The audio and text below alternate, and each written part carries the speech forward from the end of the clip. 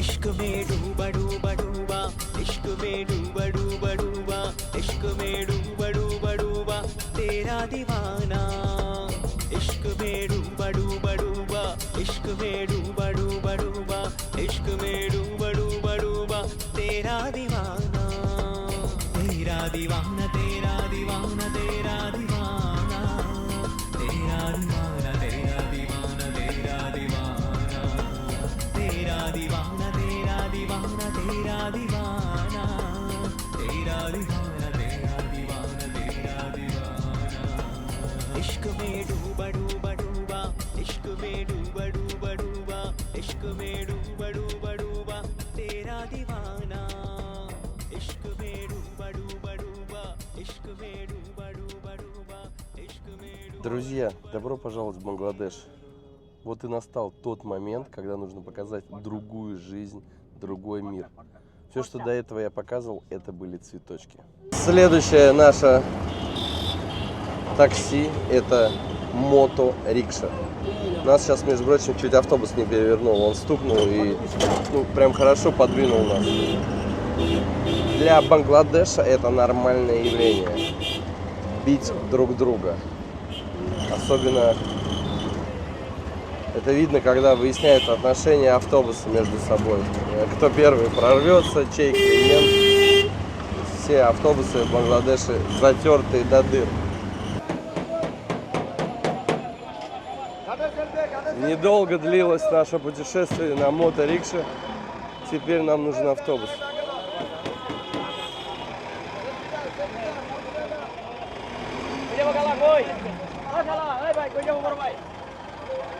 Вроде бы наш автобус. Очень узкие места здесь. Аж ноги упираются. Пересел вперед, потому что здесь есть окно. Но меня тут же призывают к тому, что одень веревку на руку от камеры. Но она не спасет на самом деле. Потому что подпрыгивают и выдергивают прямо из окон. Телефоны, сумки, все что угодно. Несмотря на то, что это мусульманская страна, есть люди, которые занимаются плохим делом.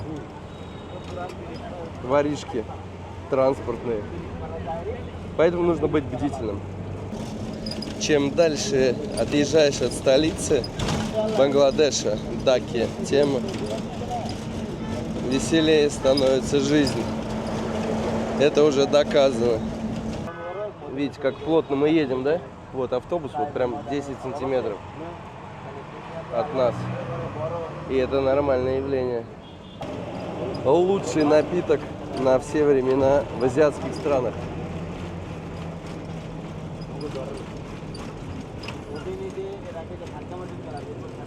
Это будто сон. Сладкий сон. Вокруг тебя хорошие люди. Все пахнут хорошо. Чистенькие, намытые.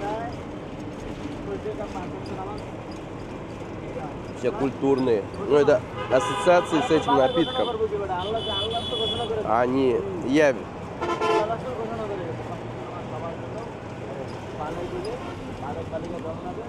Окунаешься на момент в хорошую жизнь.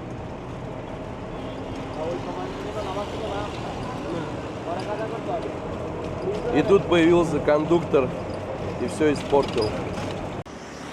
Автобусы здесь не останавливаются, как положено.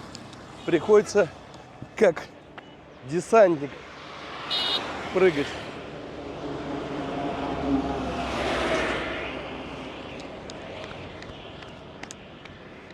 Десантура диванная. Я. Дышать здесь уже нечем. Что-то кислое, гниющее. И такое тяжелое. Пытается проникнуть мне в легкие.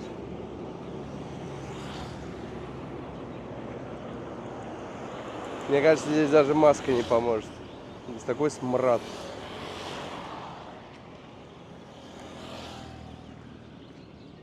Что-то страшное. Не зря мой коллега одел маску. Мы приехали туда, где с каждым глубоким вздохом 6 мух одновременно залетает в рот. Я уже было думал, что все, мухи пропали, а нет. Здесь их просто кишит. И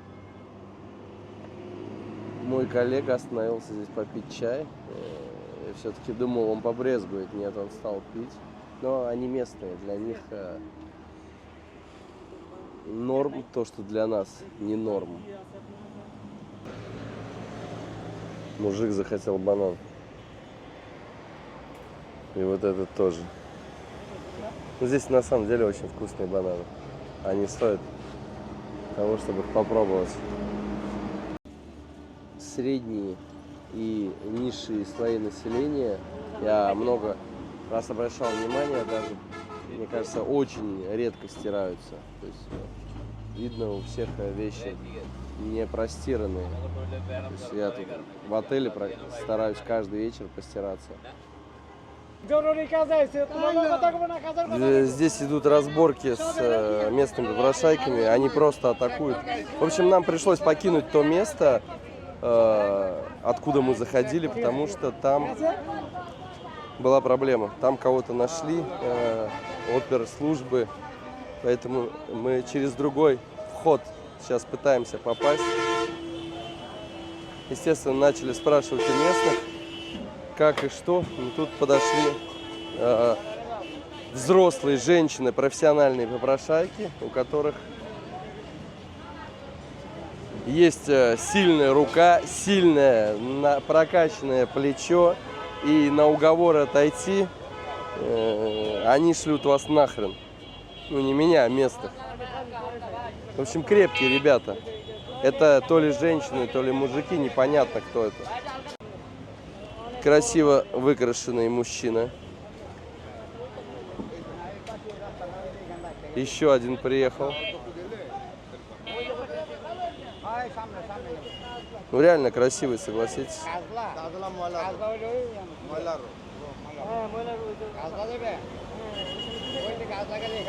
Что-то объясняет. Мухи лезут даже в ухи. Здесь очень много мух. Здесь что-то гниет, наверное, скорее всего. Потому что мухи без причины не будут здесь жить. Чем же пахнет? Вот, думаю. Чеснок, приправы, лук. Какой-то жир. Вот если все эти продукты начать нагревать, вот такой идет аромат. Я не представляю, если на один день убрать все рикши, вело, мото, чтобы люди ходили пешком. Что вообще будет происходить здесь?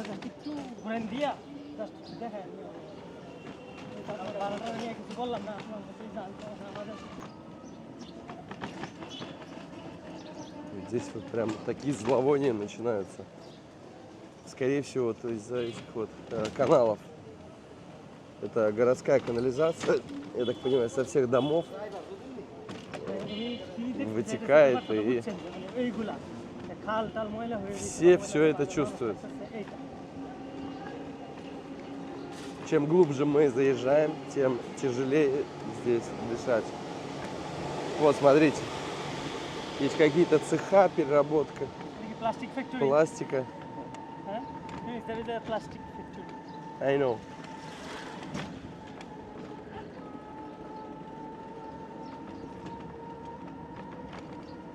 Здесь начинается мусорный коллапс.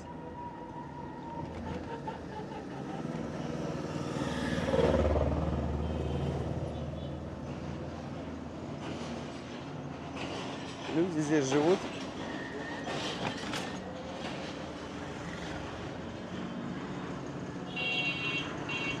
Ну, смотрите.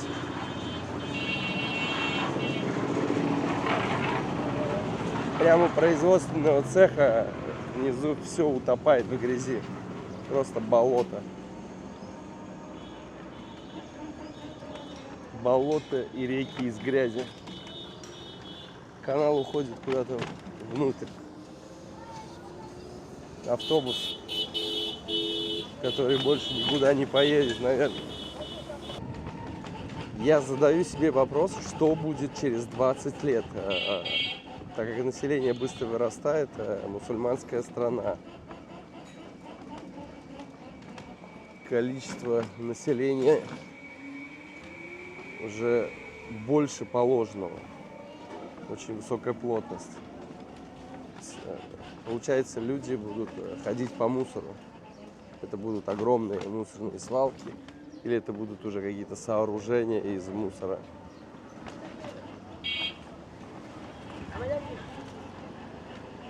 В котором будут проходы, комнаты.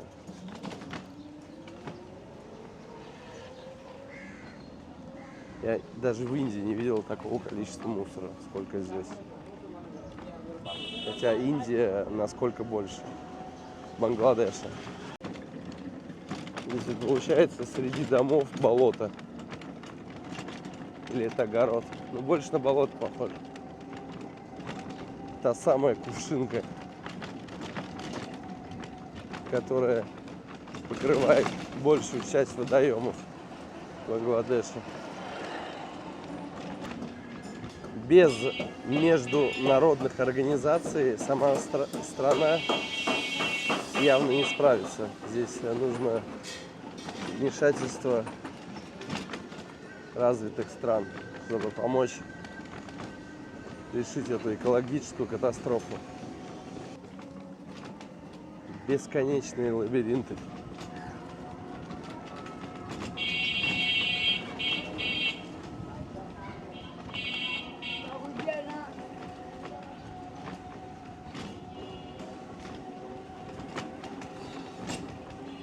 Здесь прям уже начинаются такие отвратительные запахи.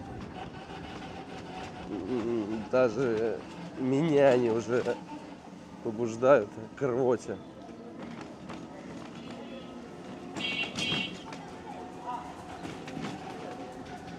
Здесь вот буквально каждые 100 метров какие-то разные запахи. Наверное, в зависимости от локации, что где производится, перерабатывается.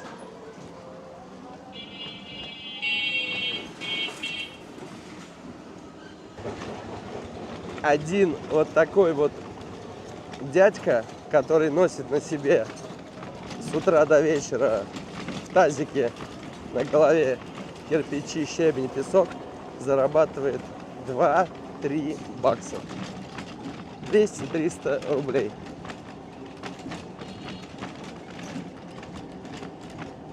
Обед не включен.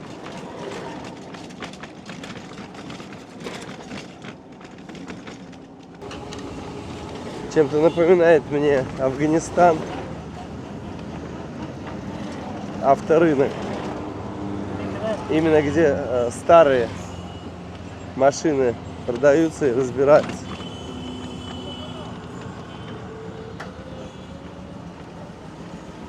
Автобусы шпаклюются, красятся прямо на улице. Неважно, пыль, дождь. Вот. От руки все делается грубой шкурочкой.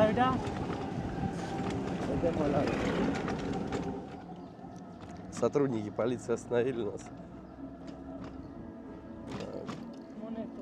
Кто вы? Что вы? Куда идете? Им интересна цель моего маршрута. Сказал, хочу посмотреть на людей. Окей. No problem. Езжайте, смотрите. Мы приехали.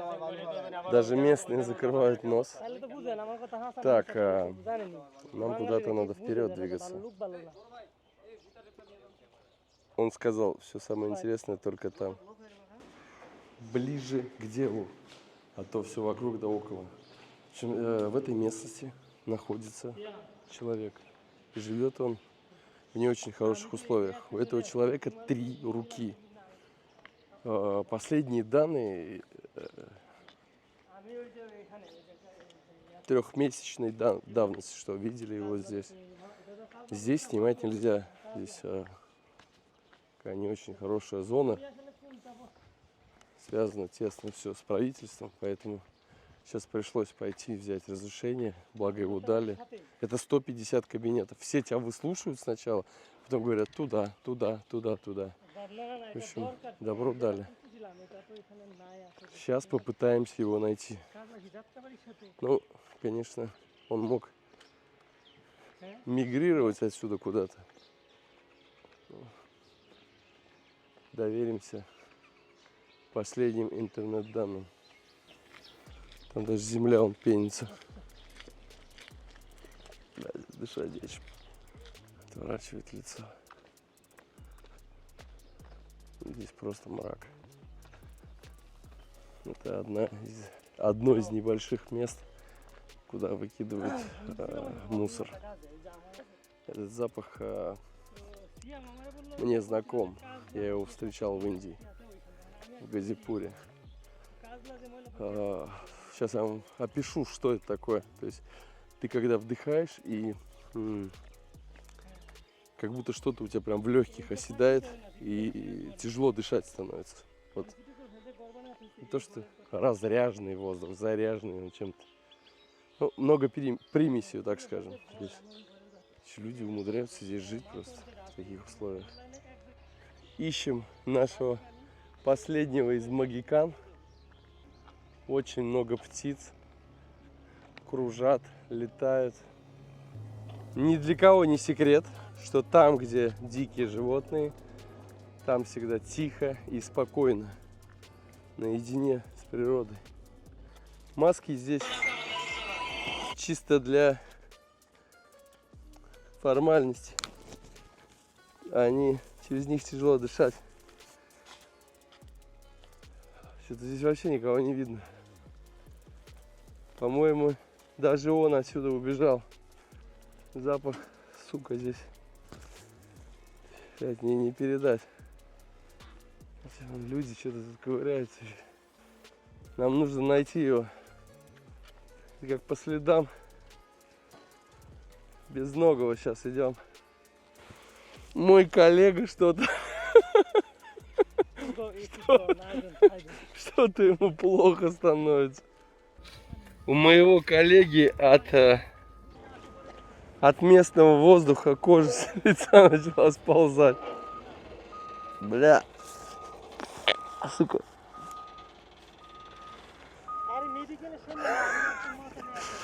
Я сквозь маску чуть не блеванул сейчас, как он идет так. Говорят, что он был здесь, но видели последний раз 3 недели назад его, уже местные жители, но не могут найти. Потому что не могут найти мы. Туда целый километр. Это переработка, поэтому тяжеловато, конечно. Его здесь отыскать, очень здесь дышать совсем плохо. И еще вот сквозь вот эту тяжесть проедается запаха кислоты какой-то. Блять, куда здесь наступать-то, я не пойму.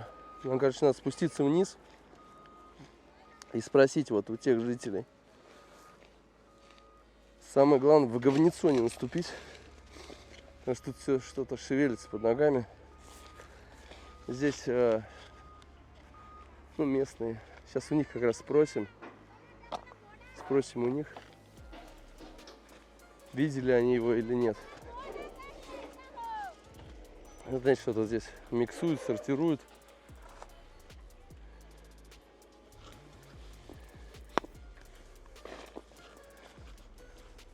Но еще и живут.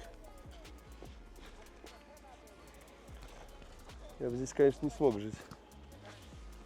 Кажется, ты задохнешься.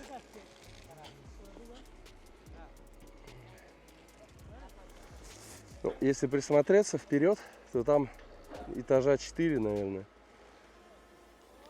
Здесь такая же история. Водоем, который тоже превращен свалку, там их вообще несколько. Ну, скорее всего, там выращивается рыба. Ну и представляете себе, какая рыба там вырастает.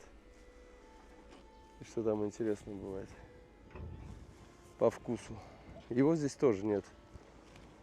Покидаем данное заведение, потому что его здесь нету. Он, говорят, ушел вниз.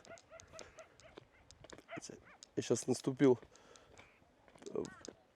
в кучку. Значит, когда перепрыгивал через, хотел сказать, как бы не грубо, через мусор. В общем, через мусор перепрыгивал и зацепился за женские волосы. Ну, видно, там, с парикмахерской, может быть.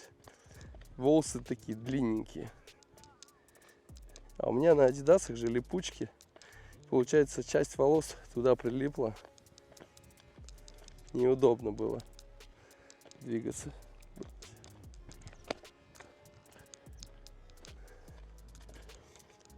Будем искать его внизу. Вариантов нету. Потому что он, наверное, тоже не смог здесь жить. Ушел вниз. Местные жители, которые здесь работают, зарабатывают до $3 в день на одного человека.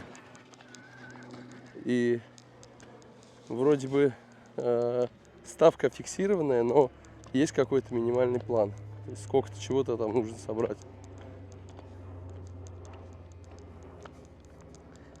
Дети играют прям в мусоре в этом. Так себе картина, конечно. Проблем? Big problem. And my stomach is not good. Говорит, у меня проблема. Проблема в горле. Хочется попить воды. У меня тоже, в принципе, проблема. Но цель не выполнена. И это плохо. Уникальность этого человека состоит в том, что у него третья рука растет из грудной клетки. То есть, мутация, обычная мутация. Но даже по местным меркам, несмотря на то, что это мусульманская страна, к нему такое отношение. То есть, ну, что-то реликтовое. То есть, ну, в общем, хорошо к нему относится. То есть Аллах дал, значит, так и должно быть. Мужик мыл ноги, увидел нас и постеснялся.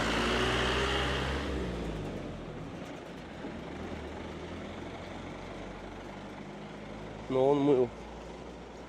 На эту воду даже страшно смотреть. Она вся покрыта мусором темного цвета, цвета чая. Такого хорошего, крепкого. И вся поверхность вот в этой канаве покрыта какими-то водоплавками, насекомыми. Excuse me. Shotgun. Escort. Magnum. Thank you. Ах, как хочется напиться воды. Прям вот очень хочется. Всегда возле таких заведений находятся всевозможные цеха по переработке. Что-то такое грубое делается.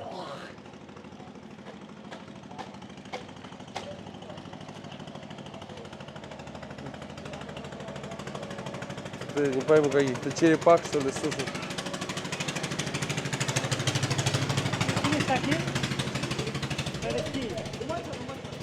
Что это такое?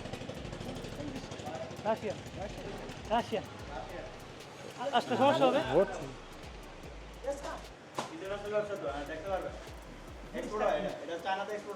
Что это такое?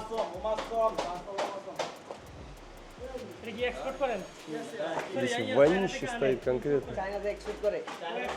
Я не могу понять, что это такое. Это желудки, что ли?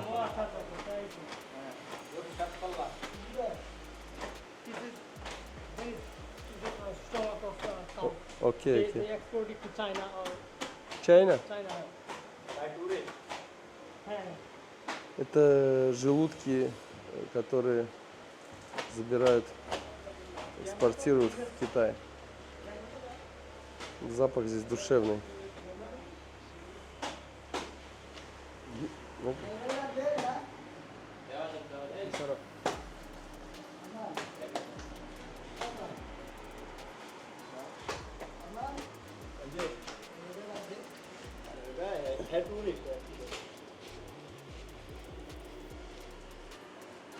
For it?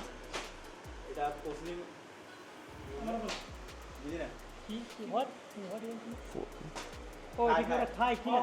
Oh, okay. Yes? Салат? Это для салата в Китае идет. গরুর ভিতরে ছিল এটা কেমনে জীবন দেখলাম না আপনি এটা অনেকে দেখেন কাউ উমাসম Это желудок коровы.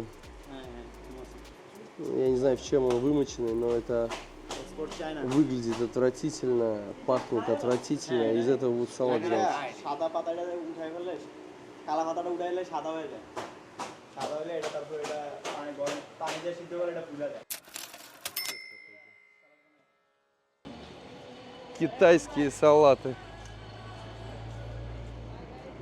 Я так мечтал сделать обзор на китайскую уличную еду. Но мне кажется, все это дело должно как-то правильно вычищаться, потому что, ну, блядь, это что-то отвратное, вот честно скажу.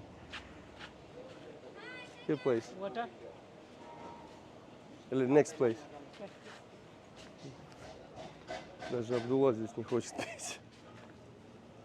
Брезгует, похоже. Ну, вот здесь вот надо воду пить.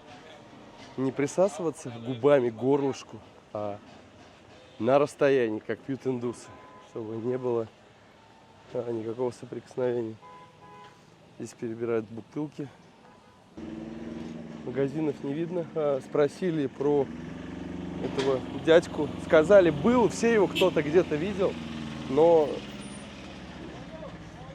такая недостоверная везде информация. Все слишком расплывчато. Куда он мог деться? Хотел чай. И увидел, как он споласкивает стакан. Передумал. Больше не хочу я чай. Здесь перебирают стекло. Эти женщины сидят прям в мухах, там в грязище, в этом.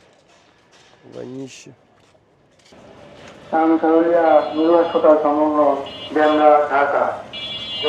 Что-то передают.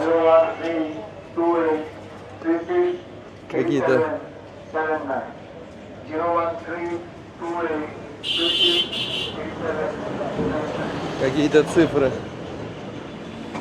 Так, ну, есть что-то не хочется.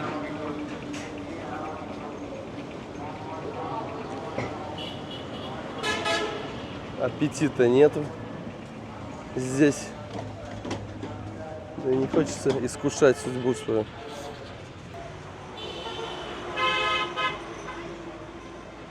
Почему-то все окна, все стекла, все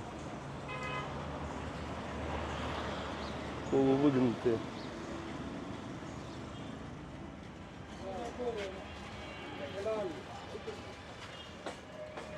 Не понимают, судя по выражению лица, кто я, что я делаю. Сказали нам идти где-то 200 метров вперед, потом повернуть направо. Это последняя точка, где его увидели.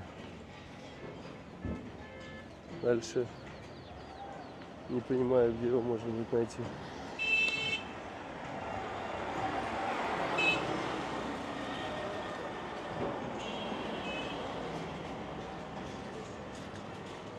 Здесь все делается как-то на тяп-ляп, я вот заметил. Везде ручной труд. Такое все с руки, топорно.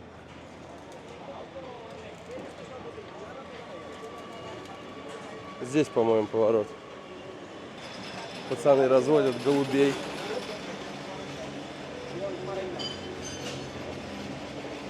Много голубей, красивых, и людей. Поворот не туда. Ну, я же говорю, здесь вот все какое-то кустарное. Бараны вон в цеху по металлу прыгают.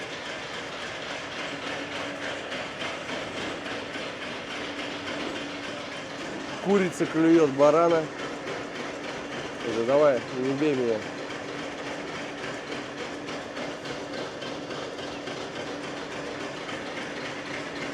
Что-то, по-моему, готовится убежать. Ну, наверное, не туда повернули, мне кажется.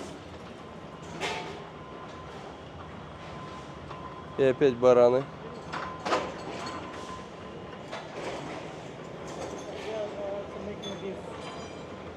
Здесь, оказывается, делают гантели для спортсменов. 5-килограммовые.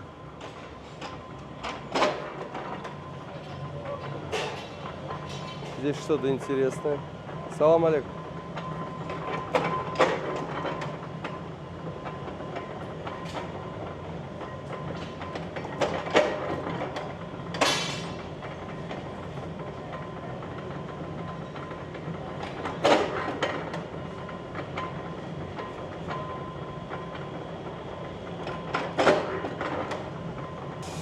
Я не понимаю, как они здесь работают без средств защиты, хотя бы для носа. Здесь дышать нечем.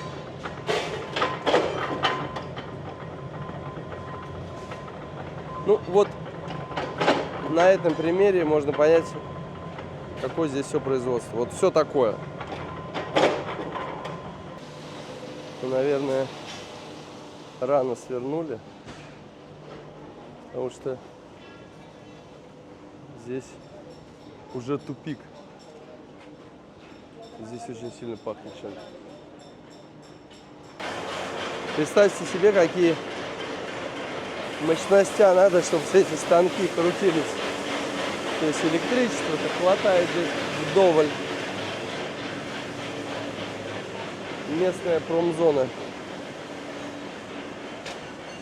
Мы, скорее всего, неправильно повернули, потому что мы подошли, а там цех по производству какой-то едкой химозины. Там очень сильно пахло. Мне кажется, слово аллергия и аллергенно никому не знакомо здесь. Какое интересное место.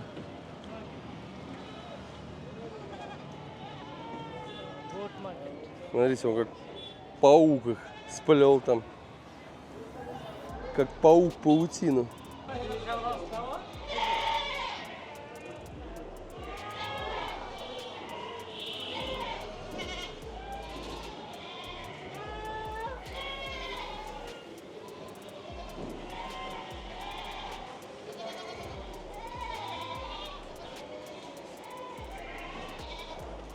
Он теперь подходит каждой связки, косы всех вот мне показывают. Я видел, конечно, разные рынки. Но этот по-своему уникален, прекрасен. Непривычно то, что вот они на таких веревочках все. Это, конечно, очень непривычно. Одна такая маленькая коза стоит 7000 така. Это по нынешнему курсу 7000 рублей сейчас. И кормят их не сеном, а какой-то травой. Даже не травой, а вот этими вот листьями.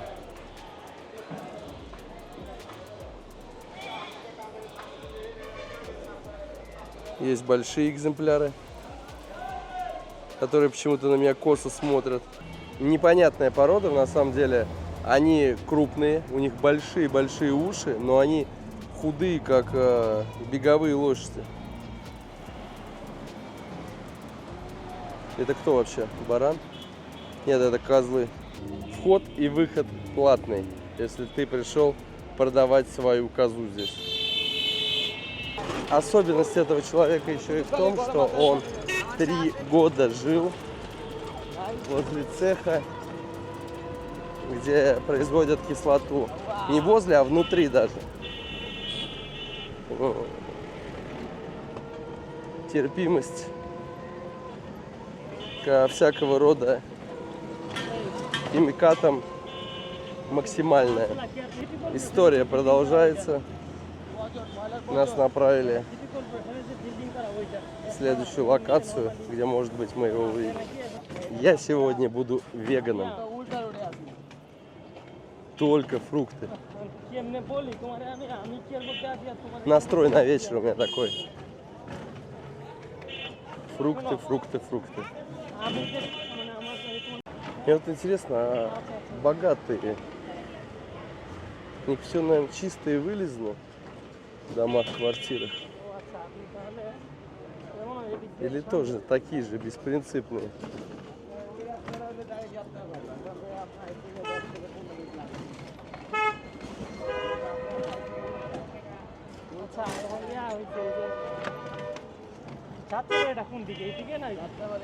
Местные рынки — это, конечно, нечто. Проходим очередной рынок.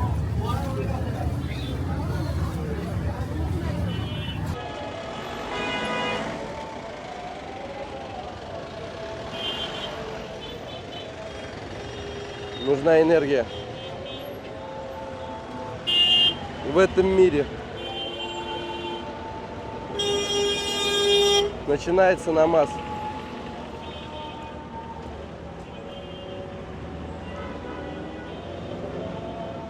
Одновременно в большом количестве мечетей. Напоминает чем-то Афганистан. Чем-то, но не всем.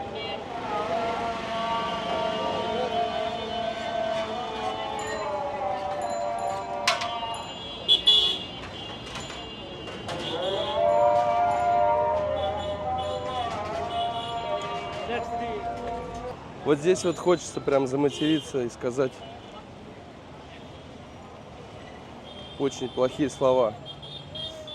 Это река. Как вам такая река? Нравится? Последний раз его где-то видели здесь. Продолжаем двигаться вдоль реки. Рыбы здесь точно нету. Вот и никого мысль не посещает скинуться, убраться. Не знаю, вот будут тут же готовить еду возле этой параши. Да, я поем еду здесь, мне не стрёмно. Мне не стрёмно, как им это сделать. Но как жителю мне было бы стрёмно, конечно. Причем здесь весь общепит, смотрите. Здесь весь общепит вдоль этой реки. Маринованная курица, лепешечки, курочка в томате.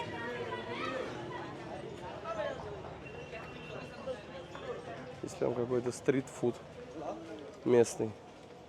Я могу угадать, куда она выльет эту воду после того, как помоет казан.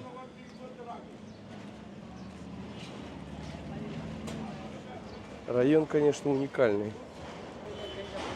Здесь уже почище, столько мусора нету, но вода пузырится. Наш любимый алоэ. Очень вкусная штука. Пробовал ее однажды. А вот пацан взбивает этот кисель.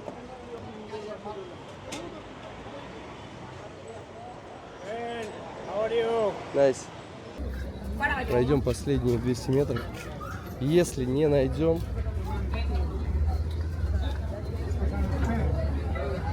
думаю, не стоит больше заниматься этим делом. Безнадежно. Река любви. Всегда от такой вот главной улицы есть второстепенные. Но когда вечером туда заглядываешь, становится, если честно сказать, страшно. Потому что там конца края нет этим улицам. Огромное количество проводов.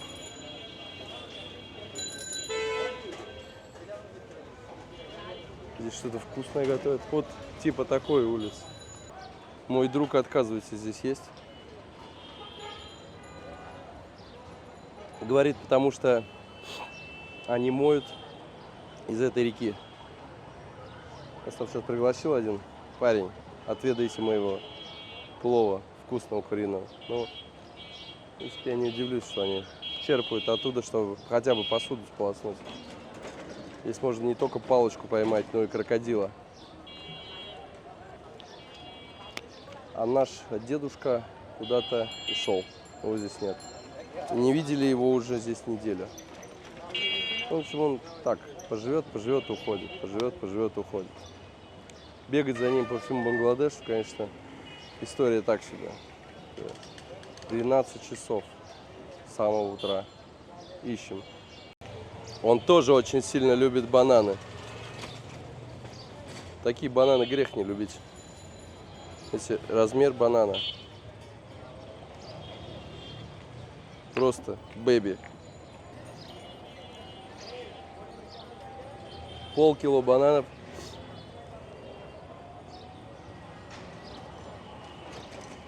И ваш желудок не будет плакать. Добро пожаловать в Бангладеш. Направляюсь я на ночном автобусе. Поселение в 300 километрах от столицы Дакки, чтобы успеть на утренний молочный рынок. Чем славится этот рынок? Наивкуснейшим, наижирнейшим молоком. Вообще бангладешское молоко считается топовым. Нет молока, нет жизни. Поездка проходит в автобусе улучшенного класса. Чуть подороже, чем обычный билет, потому что в обычном автобусе коленами в любом я упираюсь всегда в переднее сиденье. Сейчас же удобно, как в самолете. Полет отличный. Единственная проблема только в том, что получается где-то в 12 часов ночи, может быть, час буду в этом поселении, букинг там не работает, и там нет отелей для туристов. Там есть какие-то локальные общежития, ну, как мне объяснили. Знание английского языка вообще ни о чем не говорит здесь. Оно очень мало помогает. Потому что они разговаривают на своем, и тяжело здесь, конечно, общаться. Ой, очень тяжело. В 3 часа ночи заселились. С горем пополам нашли отель. И уже к 5 утра началось движение в организме. Перестановки. Скорее всего, опять пищевое отравление. За час до поездки поели. Хотя это было общепит. Но результат уже 2 смекты. И такое состояние не очень. Это чувство мне знакомо при пищевом отравлении. Надеюсь, что это не оно. Рано спать ложатся все здесь и рано встают. Утром рано все начинают активничать.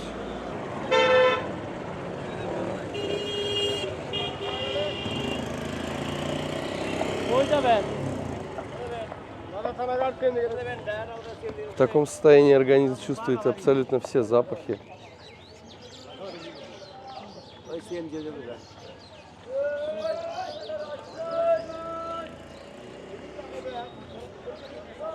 Памятник кому-то. কত লিটার লাগবে আপনি 150 টাকা ভাই পাইক করা হ্যাঁ সিএনজি একবার 150 টাকা পাইক করা জুতো ওঠেন তাহলে টান দেবো И вот так обсуждается абсолютно каждый вопрос.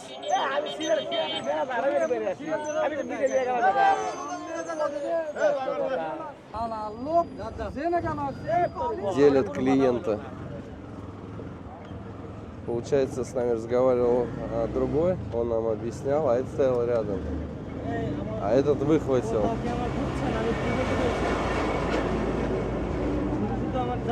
Соответственно, это плохо.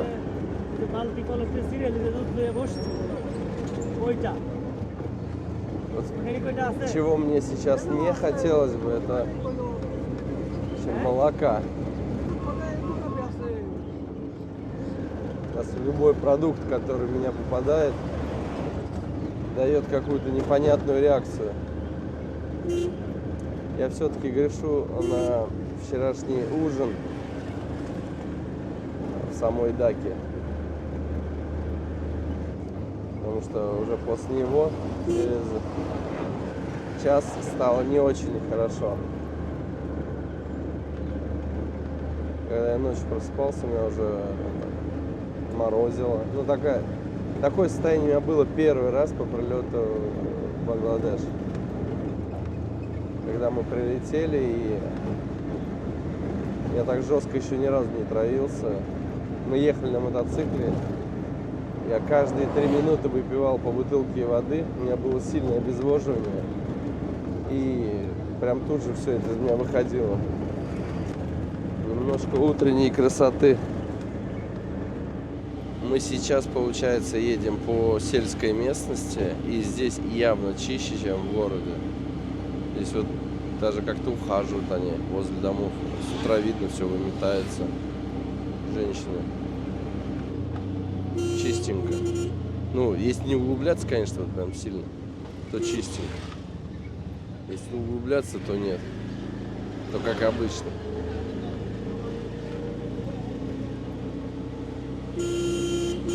Люди жгут костры, греются. Такую картину можно наблюдать по всей Индии. Именно вот в зимний период. Все греются возле костров. Мы, получается, сейчас проезжаем какие-то крестьянские домики, угодья, и очень часто попадаются костры. То есть люди жгут какие-то остатки производства, сена, солому, какие-то кусты. В этом тоже есть своя какая-то романтика. Проснуться ранним утром от диареи в чужой стране. Есть повод открыть шторы, посмотреть, как птица что-то клюет и смотрит на тебя.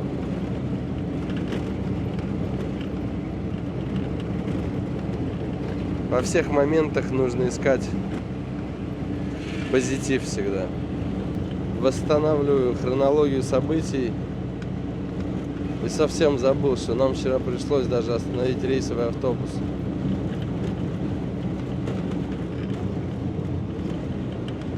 Из-за процесса внутри организма. И все сказали в один голос: ты, наверное, не ту воду попил. Хотя воду я пью всегда бутилированную. Так как здесь по ночам холодно, видно вдоль дороги много кизика сушится. Это навоз обычной коровы. Формуют его, высушивают, и в холодное время года используется для растопки печи. Здесь эта тема актуальная, смотрю. Ну, естественно, занимаются этим женщины. Заехали в какую-то местность. Ну, там видно, что приготовили 5 фляг по 40 литров с молоком. Одна фляга открытая. Они все полные. Стоит человек, там что-то упаковывает прям рядом с ними. Ворона подлетела и прям пьет оттуда с общей фляги. Конечно, такой трешачок. Всем доброе бангладешское утро. На самом деле оно не очень доброе, потому что мы сейчас ехали с 5 утра на автобусе, и вот прям под конец маршрута попадается нам автобус, который врезается в дерево огромное.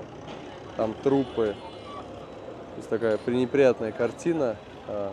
Находимся мы недалеко от Калькутты, здесь, по-моему, 40 километров. Чем примечательна данная местность? Много садов, манговые сады, много рисовых полей, тростника сахарного. Также встречаются по дороге сады питахаи, ну, драгонфрута. И много банановых плантаций.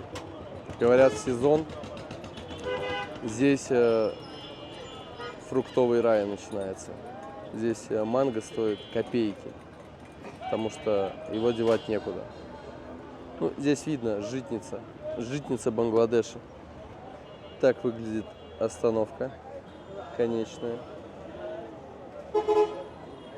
Все те же рикши, велорикши, моторикши, транспорт на электродвигателях непонятного производства, трактора и автобусы. На автобусах по Бангладешу передвигаться недорого, но это некомфортные автобусы. С моим ростом я упираюсь постоянно в переднее сиденье. Редкие случаи, когда садишься в автобус, где вот это расстояние большое. В основном все впритык. И плюс вот 3 часа мы ехали, 3 часа водитель не закрывал дверь. То есть это постоянный сквозняк.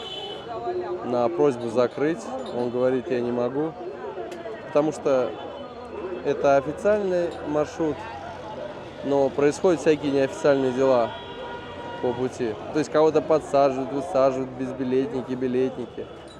И зазывало, который работает рядом с водителем, работает. Поэтому нужна всегда открытая дверь. Вот такие вот здесь маленькие бараны. Чуть больше маленькой собачки. Сами по себе передвигаются. Ну, естественно, у них есть хозяин. Так как это мусульманская страна, у каждого мяса есть свой хозяин. Все меня внимательно рассматривают. Время позавтракать.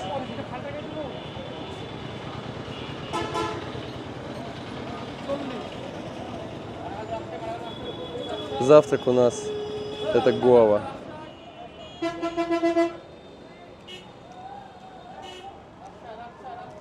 Потому что последние дни что-то не везет на еду.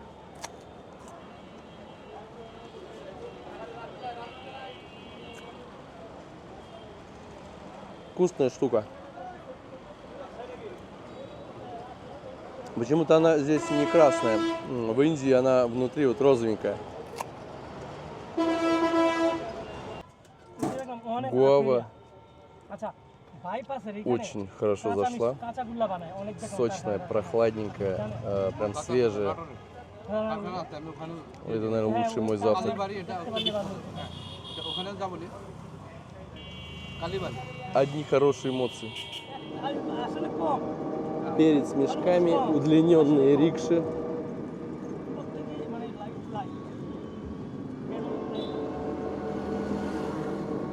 И такие же однотипные лавочки. Еще чем запомнилась эта местность, очень много сегодня видел козы, которые одеты в какие-то тулупчики. Ну, представьте себе, в сельской местности на коз одевают тулупчики. Ну, наверное, чтобы не мерзли. Хотя это теплая страна.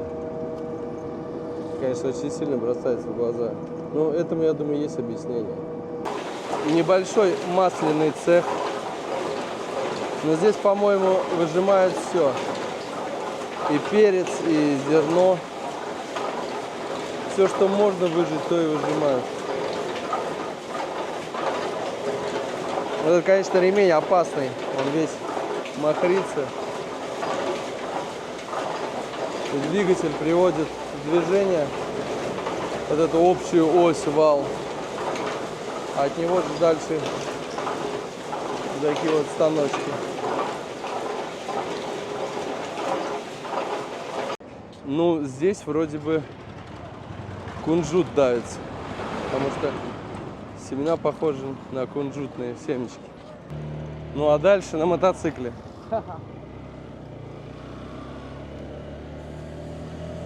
Коллега сзади на мотоцикле едет на другом.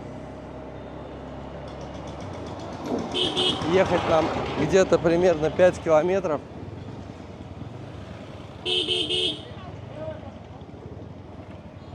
Мотоциклы здесь, честно скажу, такие какие-то смешные.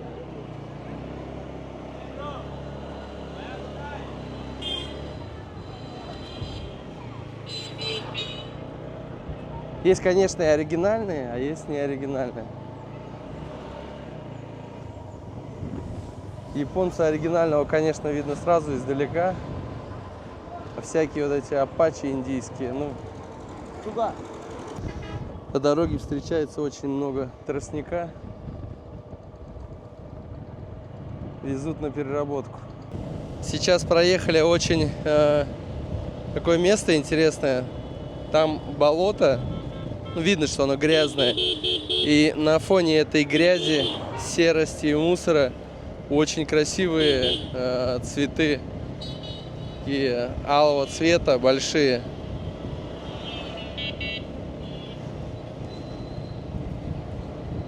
Вот так вот все здесь контрастно. Очень много манговых садов. Если честно, не поддерживаю идею выпрашивания денег на строительство каких-то религиозных учреждений. Прям нагло выпрашивают.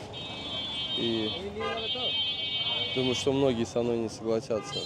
Прям тебе навязывают эту идею.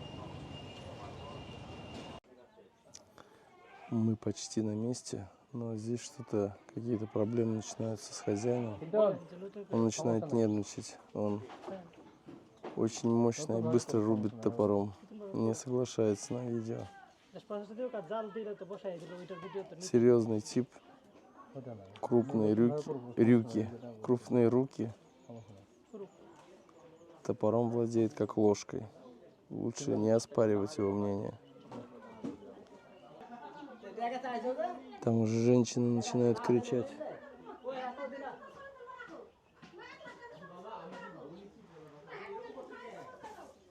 Все как-то серьезно. Она начинает палкой махать и выгоняет его. С кем мы приехали. И она настроена серьезно. И вообще здесь мужики настроены серьезно, что-то против нас. Не всегда получается, видите, снять видео, чтобы было легко. То есть есть такие моменты, особенно вот в странах таких своеобразных. Мне кажется, здесь нам ничего не светит.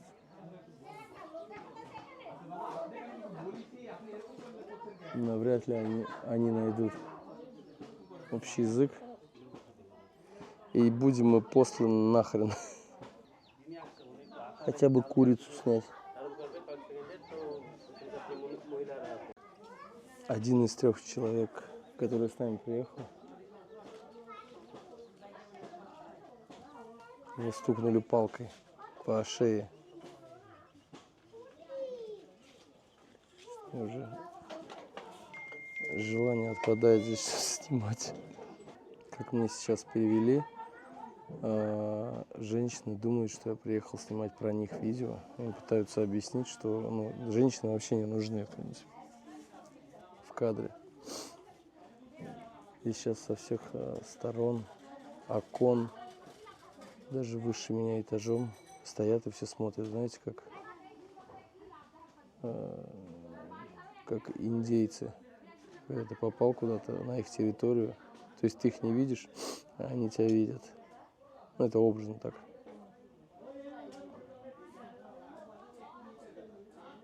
Здесь очень бурно реагируют, прям очень бурно. Какая-то, я даже, честно сказать, не ожидал такую реакцию. Неожиданно. То есть или связано с чем-то запретным, больше этому нет объяснения, или еще что-то. С горем пополам договорились, что женщина не будет в кадре, и нас подпустили к этому процессу. Не каждого сюда, конечно, допускают. Что сейчас происходит? Есть такое дерево коэр. Одна является составляющим пана. Средство, от которого люди кайфуют и балдеют. Молодой человек сейчас на данный момент рубит и превращает его в щепку. То есть сначала снимается с него кожура отдельно, и потом уже вот таким вот способом вручную разрубается. Все делается механически. Съемка не удалась. Приехали какие-то ребята, начали кричать. Я уже снимал все видео, потом загрузили всех вообще абсолютно, с кем мы приехали. Не автобус, а рикш, короче. Привезли в какой-то... Я так не понял, кто это. Это и не милиция, это и не полиция, непонятно, кто это. В общем, тот, кто со мной был, ему дубинкой по спине огрели. На меня что-то так порычали. Ну, я все равно ничего не понимаю. Я так понимаю, что эта женщина там что-то раскачала, непонятное рассказала. Ну, все пошло от нее, все недовольство пошло от нее. Хотя ничего такого я и не снимал, в принципе. Сейчас попытка номер 2 туда вернуться. Надо доснимать видео. Надеюсь, этой женщины уже там не будет, и все будет хорошо. Там очень часто, между прочим, попадаются, как раз вот мы ехали, когда домами, задворками, переулками, вдоль реки. Много пограничников бангладешских, так как рядом граница. Это по местным меркам называется рестораном.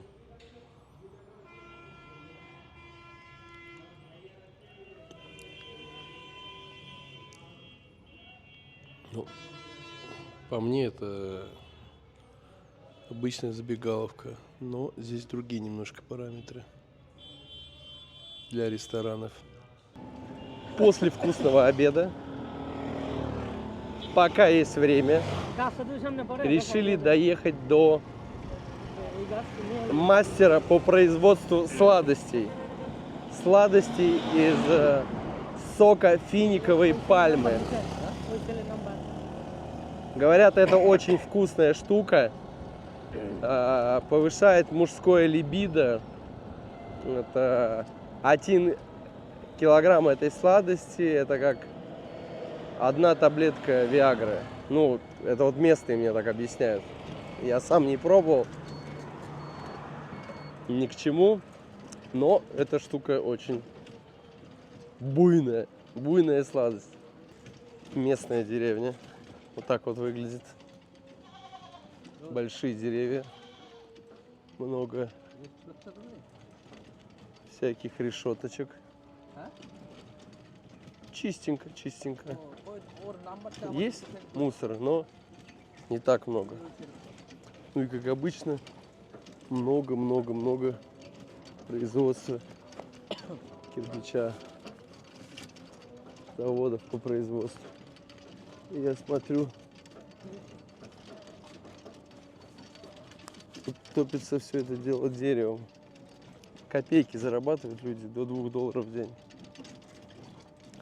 Кто формует и таскает все это дело. Те самые пальмы, которые нам нужны. И вот они уже стоят,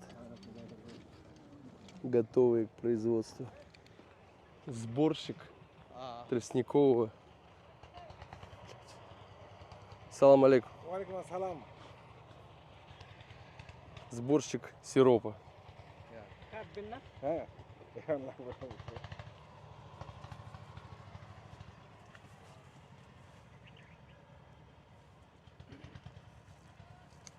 ভাই বাংলা বোঝে?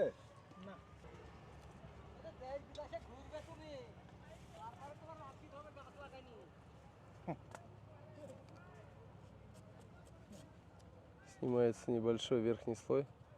Вот точно так же мы добывали березовый сок по весне.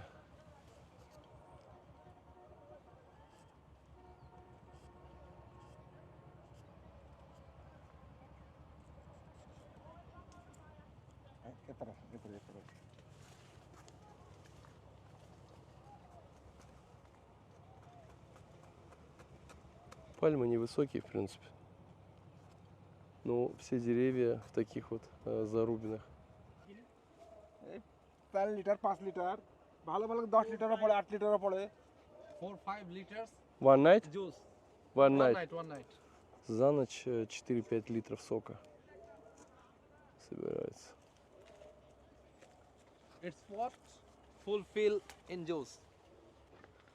ভাই একটা ইয়া রাখেন তো মানে কালকে ঘুরে আবার আপনার কাছে আসলে একটু ইয়া রাখেন রস একটু এই কি ভাই ওই জায়গার গাছ আছে বড় বড় গাছ Смотрите, пальма. বাইসিলে যাব Она вся в таких вот зарубинах крупных. То есть от нее там уже по факту ничего не осталось. এই 5টা দিকে আমি রস নামাতে আসি 2 ঘন্টা 2.5 ঘন্টা লাগে নামাইতে পারে 5টা 6টা 7টার মধ্যে আমি বাড়ি চলে যাবো হ্যাঁ জাল দেবে ভাইয়ের সাথে ফোনে কন্টাক্ট হবে আপনারা আমি আসবো কি বলবো মাস্টার সময় ওখান থেকে সমস্যা নাই সাড়ে 7টা তো পাবেন তো আমাকে 7:30টা বাজে বাড়ি যেতাম বানেশ্বর ইয়া পাওয়া যায়। হোটেল আছে না ভালো 5টার সময় আসার দরকার নাই 7টার দিকে উঠবেন হ্যাঁ 7টার দিকে আসলে হবে আপনি 5টার না দিকে আপনি নামাবেন তো গাছ পর রসটা পরে নামাতে আসবো আমি 6টা বাজবে না ভাই মুজাহিদ হ্যাঁ হ্যাঁ হ্যাঁ 6টার দিকে আমি বাড়ি থেকে বাড়াবো আচ্ছা আচ্ছা ঠিক আছে ঠিক আছে Каждый день по 100 деревьев. По 4, по 5 литров. В общем, 400-500 килограмм каждый день снимает он с этих пальм. 100 деревьев каждый день. Я думаю, что он не один, потому что... Хотя, может, и один. В принципе, он за 2 минуты все это сделал. Но опять же, это он вешал. Нужно потом это слить, куда-то унести все это дело. Это маленькие деревья, есть еще большие, на которые нужно лезть. Там прям пальмы. Я думаю, что этим пальмам уже আচ্ছা আমি очень много лет. Минимум 10. Причем они, смотрите, не в ряд расположены, а как-то хаотично растут. Там. Опять же, здесь же прям кирпичное производство, пыль. Все это дело залетает в этот сок. Подойду-ка я еще раз к дереву. Как тут наш сок капает, посмотрим. Здесь прям скромненько. Сразу муравьи набежали. Все хотят сладенького. А муравьи, чтобы вы понимали, здесь не маленькие. Вот этот вот где-то сантиметр в длину. Укусит так укусит.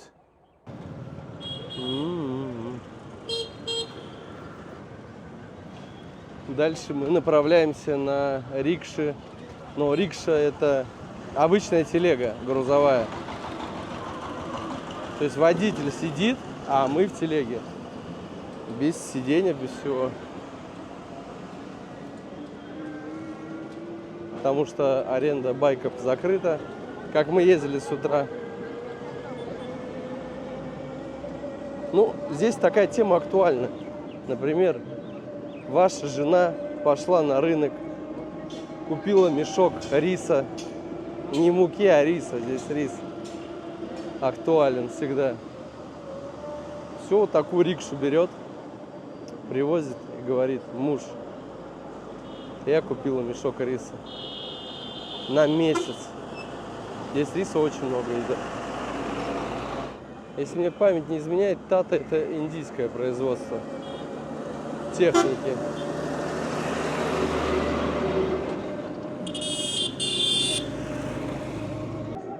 Надеюсь, что на нас больше никто не кинется. Все будет хорошо. тетушки той не будет там. И мы наконец-то поймем. Есть такая смесь, как пан масала. Она состоит из орех беттеля, каттеху, семена лайма и кардамона, натуральные ароматизаторы, вкусовые вещества идентичны натуральным. Туда добавляются, в зависимости от страны, разные ингредиенты.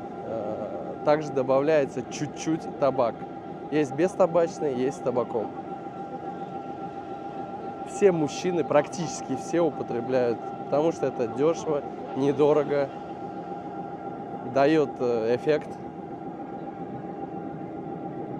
Поэтому то, что здесь вываривается, это одна неотъемлемая часть пан масала. Вынужденная остановка.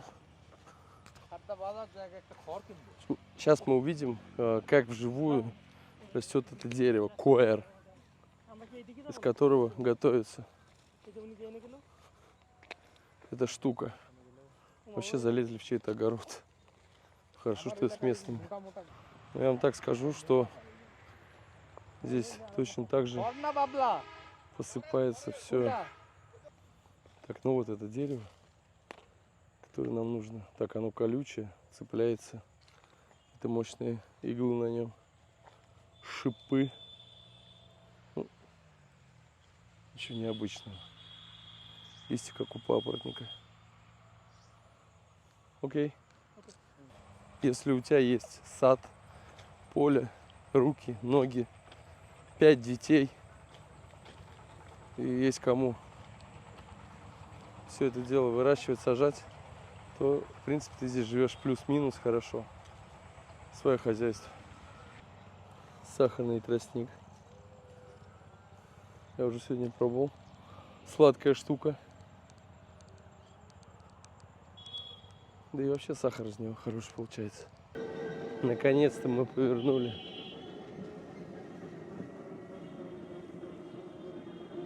Даже здесь есть пальмы, где собирается сок.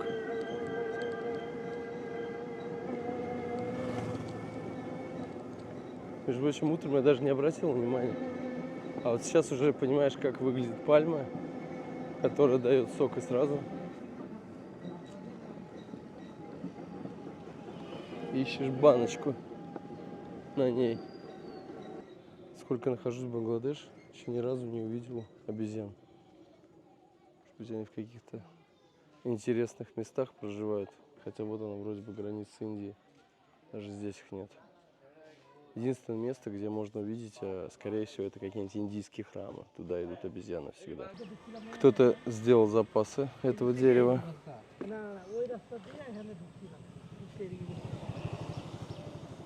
Мы не можем найти дорогу. Туда-сюда катаемся. Потому что утреннего путеводителя нету с нами.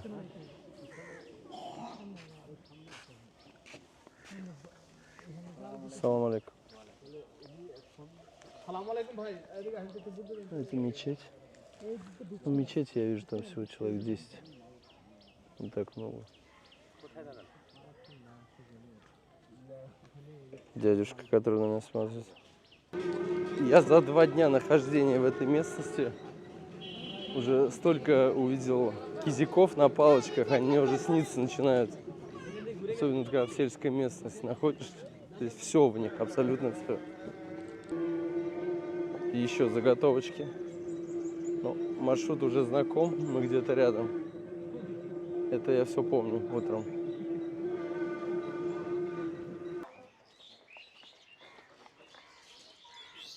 Вроде бы все пока хорошо, все потихонечку.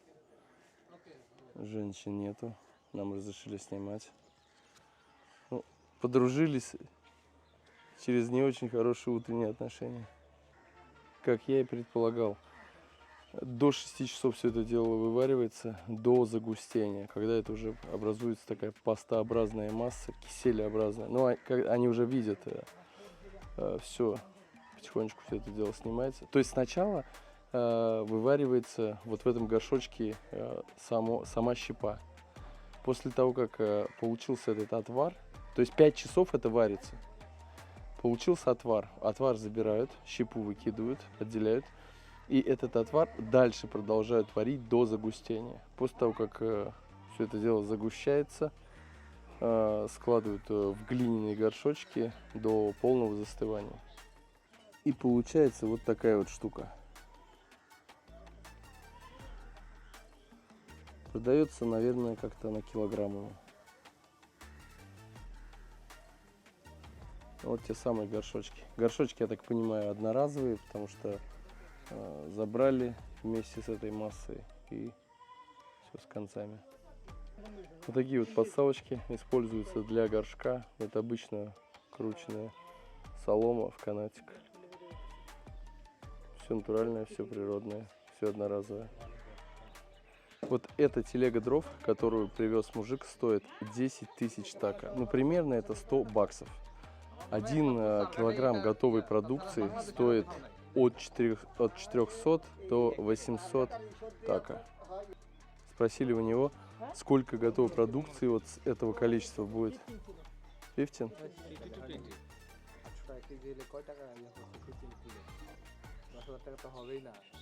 50 килограмм продукции будет. More than 15.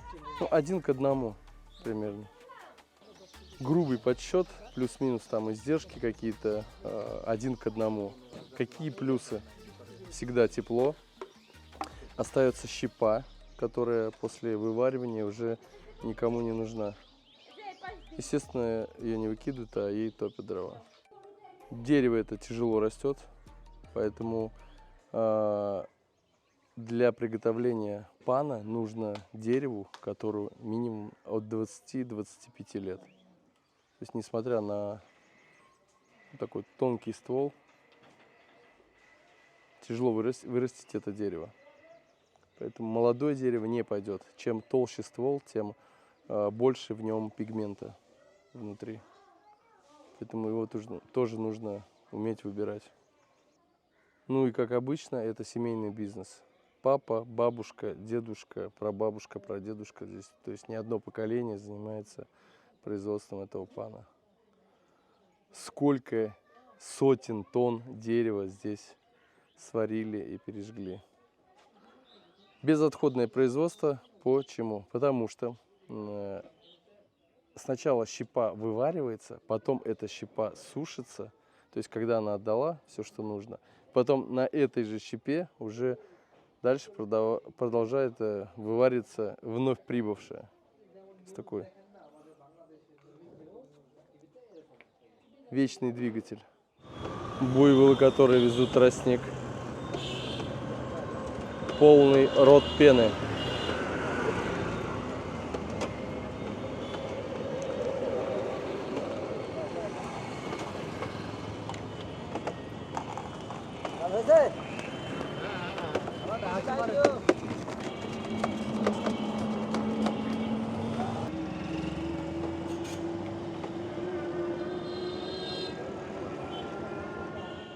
Вот и наступило утро. Получается, ну не прям как сказали, 3-4 литра. Но здесь литра 2, наверное, будет. Вот в таком горшочке. Из этих ведерок пьют и птицы, и насекомые, и все, кому не лень.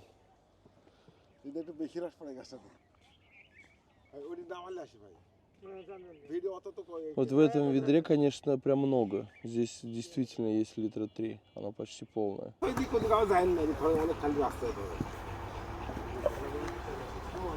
Нету ни одной пальмы финиковой, которая была бы не тронута.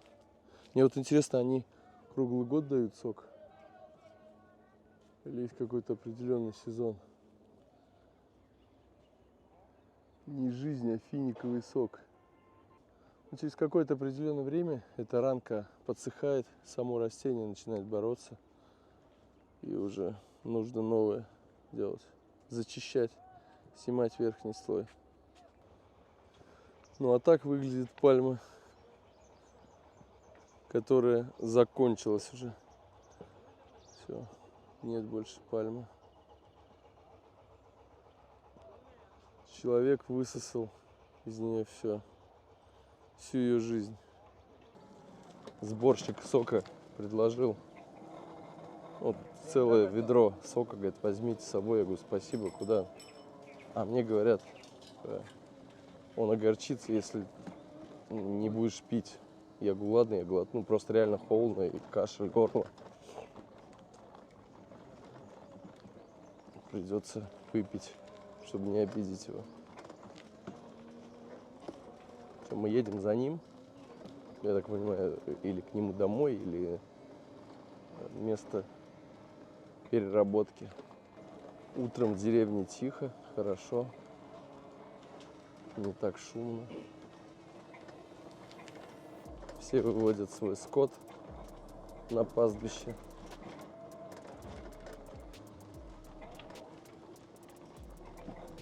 Все очень просто. Листьями тростника топится все это дело. Очаг квадратной формы. Казан тоже из жести, из какой-то. Выпаривается сок. Ну, в принципе, везде простой. Всегда все это дело выпаривается. Что тростниковый сок, что сок финиковой пальмы.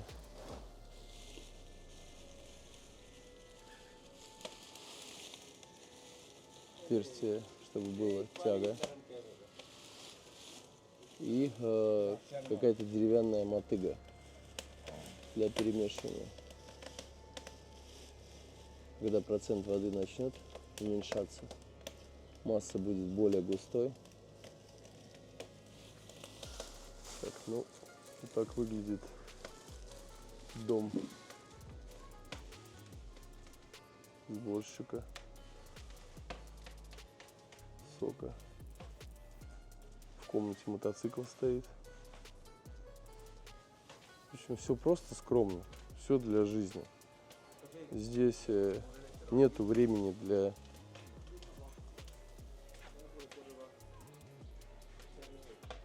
ничего не делания. Здесь нужно всегда работать.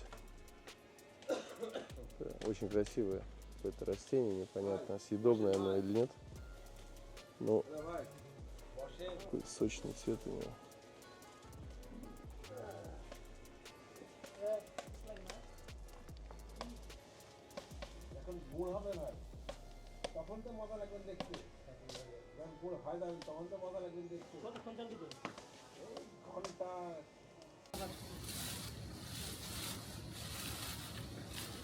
আপনাদের আমাকে অপেক্ষা করতে যদিও গুণ হয় আপনাদের লেগে অপেক্ষা করবেন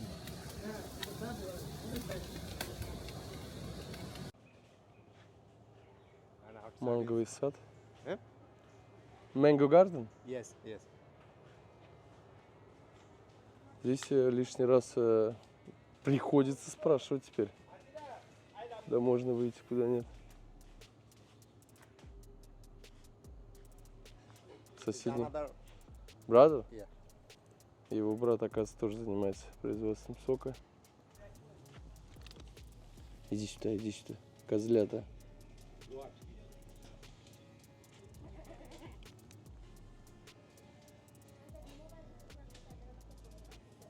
Такие милые. Он еще сиську ищет. Просто малыши. Your country? Russia. Engineer? Но в сезон такое дерево большое, манговое, дает до 300 килограмм прекрасных фруктов. Не могу я к ним опять не подойти.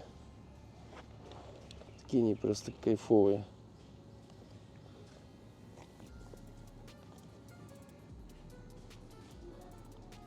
Релакс. С такими посидеть 10 минут. Депрессия уходит. Ну что ты делаешь? Малыш, что ты делаешь? То есть если ты говоришь, что ты из России, сразу Путин. Сразу Путин.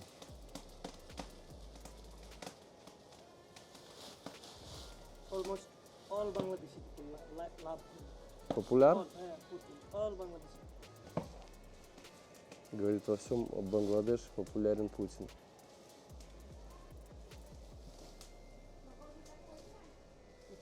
পুতিনকে পছন্দ করে না বাংলাদেশে আছে না না কারণ রাশিয়া যারা পুতিন মানে রাশিয়ান আমাদের দেশে স্বাধীনতা করে দিছে ওরা they helped during the independence in 1971.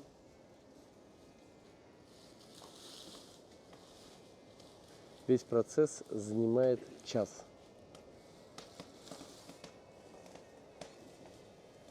И через час будут вкусности и сладости. Естественно, им нужно еще застыть. Сезон, когда зарабатывают на этих сладостях 4-5 месяцев. То есть вот зимний период, как раз пока дерево дает сок. В месяц он зарабатывает до $700. То есть вот именно 4-5 месяцев он зарабатывает хорошо. Ну, для сельской местности это отличный результат. DJ Osmo Pocket 3. No, YouTube channel, another А, world. YouTube channel. Another world. Оказывается, он сотрудник регулярной армии. То есть он служит. А это так называемое хобби.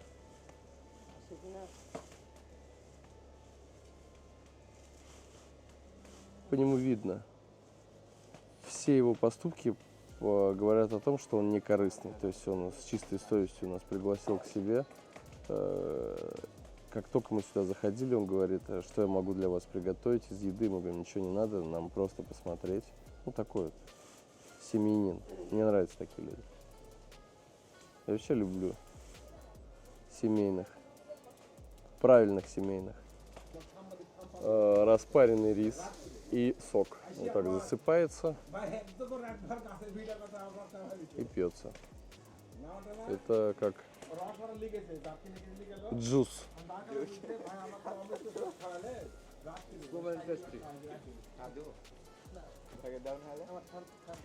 Я не стал пить пока, я сейчас жду, пусть чуть-чуть нагреется. Для меня холодновато это все. Начинает густеть и цвет менять. ফ্লেভার দেয় ওরা যে বদমাস ওই কাপে আমরা টিকতে পারিনি গুড় কিন্তু আমাদের অরিজিনাল গুড় আমরা অরিজিনাল গুড় করি Сок напоминает, знаете что, অনলাইনে গুড় অনলাইন লোক আসে тростниковый сок, такой же по вкусу. И вот, а если более четче, то вот как будто качан сладкой кукурузы выжили. И вот такой же вкус прям присутствует. Вкус какой-то кукурузы. ভাই এত ধৈর্যর কাম ভাই Да. আমার পায়ের তলা И такой в меру сладкий. Сейчас добавлю чуть-чуть масла, чтобы все это дело не выползало. কখন নামা ফেলতে হবে গো আমি আপনার লকেট করতে পারি আপনার বিদেশি মানুষ ভাই, আপনার একটা ডকুমেন্ট করবেন এই বিষয়টা কি Им очень нравится.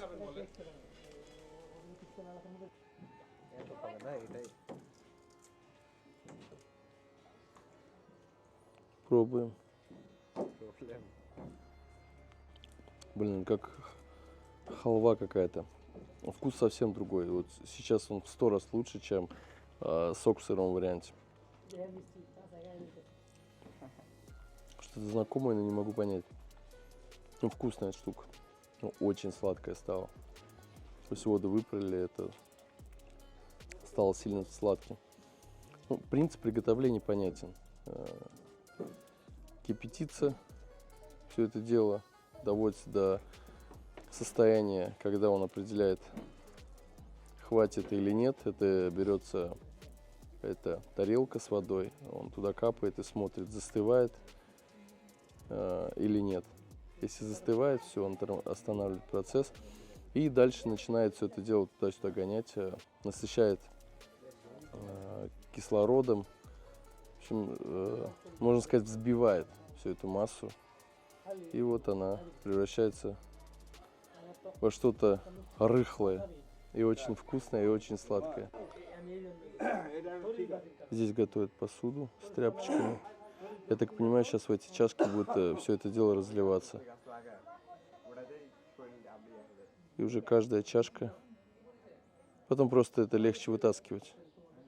Эти тряпки пропитаны уже маслом изначально, чтобы потом легко было вытащить.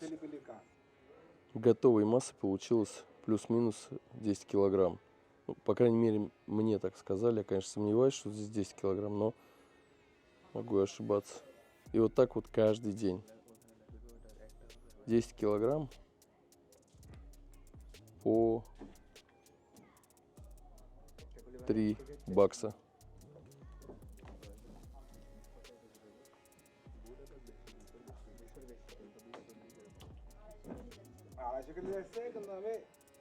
এখানে তো বলছি মানে ম্যাক্সিমাম তো 220 টাকা আছে ওই হলো আমার শালা হ্যাঁ ওই ও তুই কথা শিখে গেছিস আলাপ তো দুলাভাইয়ের সাথে করতে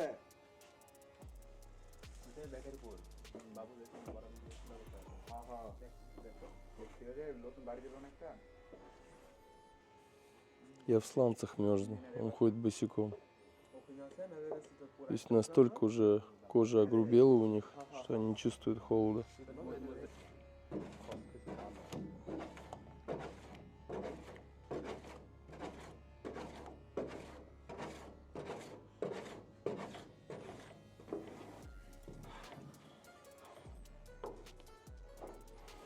Наверное, все-таки да, плюс-минус будет здесь такой вес.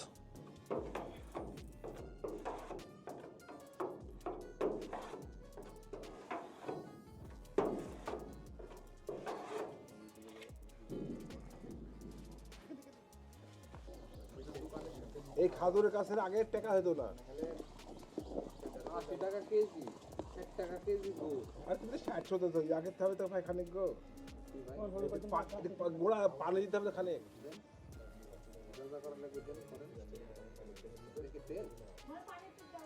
ইয়া করো রে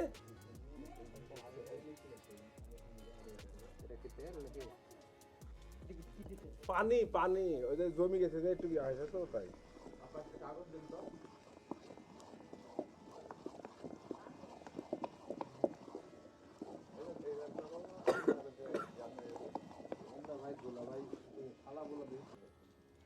Я считаю, что это один из наичистейших продуктов, потому что никакой химии,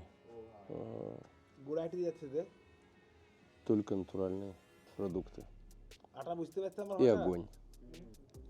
Я думаю, что просто сейчас мы здесь, а так этим уже занимаются женщины, а не мужики.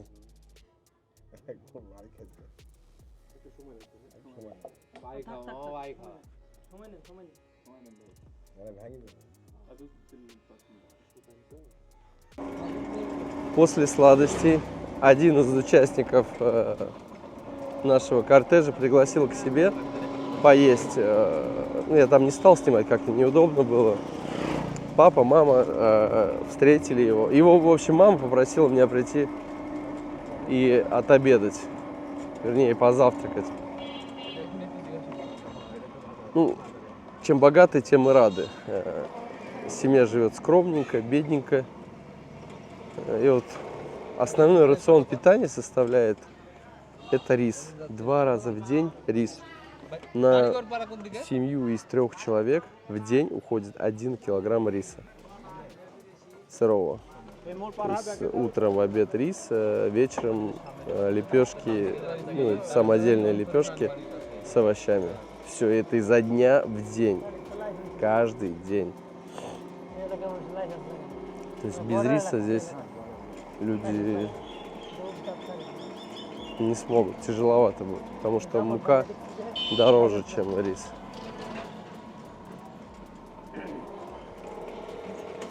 В доме было холодно. Ну, как я понял, там спят под 3 одеялами. Все скромно, вот такой индийский стиль. Ни обоев, ни покраски. Вот как заштукатурено, все так и есть. Ну, чистенько. Чистенько, минимальный свет. Все. Здесь это достаточно. Мы сейчас проезжали какой-то канал. И полный канал флаконов. Я спрашиваю, что это такое. А это местные ребята, которые наркоманят. Берут все в Индии, контрабанда, как-то все это заводит. Такой примитивные наркотические средства. То есть тут своих тоже хватает. Драгеров. А Индия через реку. রাকিব না বললো Заехали в район, где много драгдилеров. Ну, это местные наркобароны. Ну, сказали, be careful. Будьте аккуратны, потому что тут много разговаривать не будут.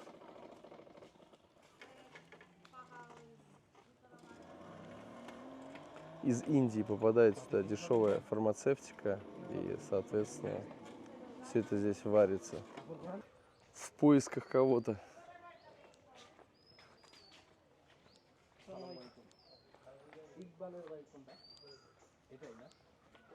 Салам алейкум. এনার বাড়ি রাশিয়া আমরা একটু ওনার বাসায় আসছি ওই যে কাপ আছে না তাঁত কাপড় ওটা একটু দেখবো আপনি একটু যাবেন ওনার ছেলেই পরিচিত ওনার ছেলেই পরিচিত কাজ চলে না হ্যাঁ চলে আমি কাজ ফিরে আসবো না হ্যাঁ কাজ দিয়ে দিলাম Нас привезли здесь какое-то производство. দিবস না তুমি দেখা দিবস না Производство чего-то. А, все понятно. Ткацкий станок. এটা প্রথম থেকে একটু ইয়া করা যাবে না দেখানো যাবে না থাক থাক বুঝবে না না না অসুবিধা নেই এখানে বুনন গামছা যে গাম সিস্টেম করিয়া Посмотрели, как дедушка ткет কত সিস্টেম ткань. И пришли местные с этого района, потому что мы ехали сюда час. Что-то там пошептались и сказали, лучше вам отсюда уезжать. Потому что некоторым ребятам не нравится, что я здесь с камерой хожу. Ну, тем самым, про которых я и говорил. টাকা আসতেছে বোতল দেখছি Здесь все বড় সড়ো মসজিদ покрытое мраком и тайной. একদিকে পাপ করবে আর একদিকে টাকা ঠিক কিনে দিচ্ছে বুঝেন না Щадить не будут здесь. Поэтому лучше уехать. Поэтому лучше уехать. Спокойно. И не злить некоторых личностей. Ну и последний наш сад для посещения сегодня. Это банановый. Банана Гарден они его называют. Честно сказать, я впервые нахожусь.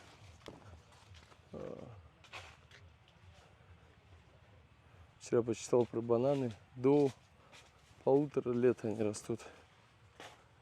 То есть вот с момента посадки такой вот ствол вырастает и дает бананы.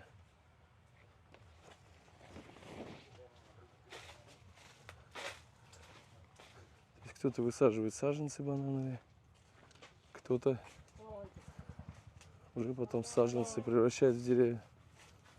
Салам алейкум.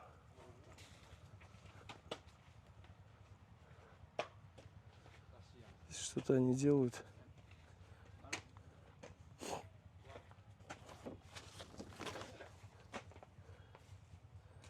Уже выкорчевывают. То есть срубили банановое дерево и выкорчевывают остатки.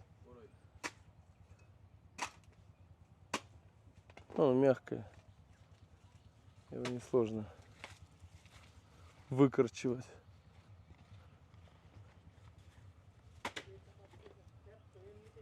Здесь еще зеленые бананы.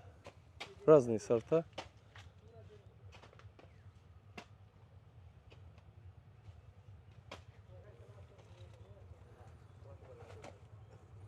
Все это остается здесь же, перегнивает, используется как удобрение.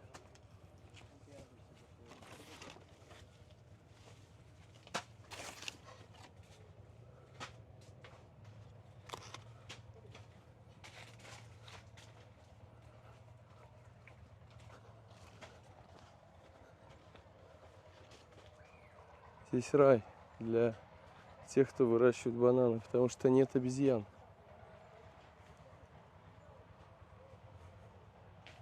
Здесь, видно, все собрали. Ну, если напрячься, вот это дерево прям сломать 3 секунды. Несмотря на его толщину, оно внутри такое рыхлое, мягкое. Да. Тут же рядом, оказывается, находится сад, где выращивается гуава. Здесь каждый плод помещается в пакет. Не знаю для чего. Теперь я понимаю, когда вижу на рынке гуаву, она вся продается, то есть каждый плод в пакетике. Или это от насекомых, или от птиц. Но факт в том, что плод не гниет.